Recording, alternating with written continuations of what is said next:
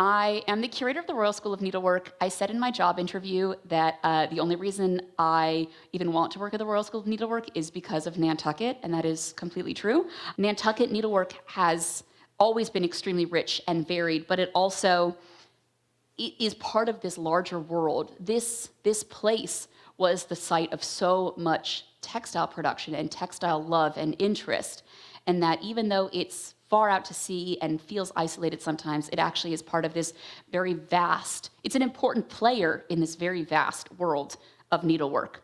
One day, scrolling through the NHA website, collections website, and realized that the NHA actually has one of the earliest American Quaker samplers to have the medallion motifs. People are probably like, who cares? I care. And that's because this needlework sampler style is actually so influential, so important, that if you ever make a reproduction sampler and you know about them, if you are making a Quaker sampler, you are making these sorts of images, these kind of bordered standalone motifs. It's kind of a long story, but it's basically thought that this sampler style of medallions did not come to this country until about 1800.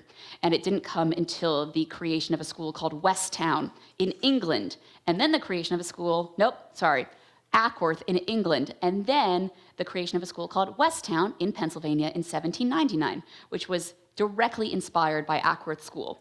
It was thought that this is when these Quaker motifs were spreading around the world. But thanks to a sampler in this collection, we know that actually the history of Quaker needlework making, Quaker sampler making, Quaker needlework was much more complicated.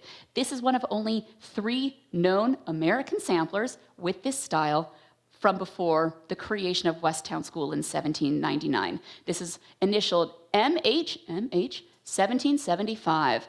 When I put the pieces together for that, I was sitting at my tiny desk and I went crazy because, first of all, big deal. That is a big deal that part of the Nantucket, part of the story of Quaker needlework and how it spread around the world happened here. But also the fact that my journey into this started with Nantucket. That was the beginning of my academic journey. And the end, arguably, of my academic journey also ends here, was really exciting.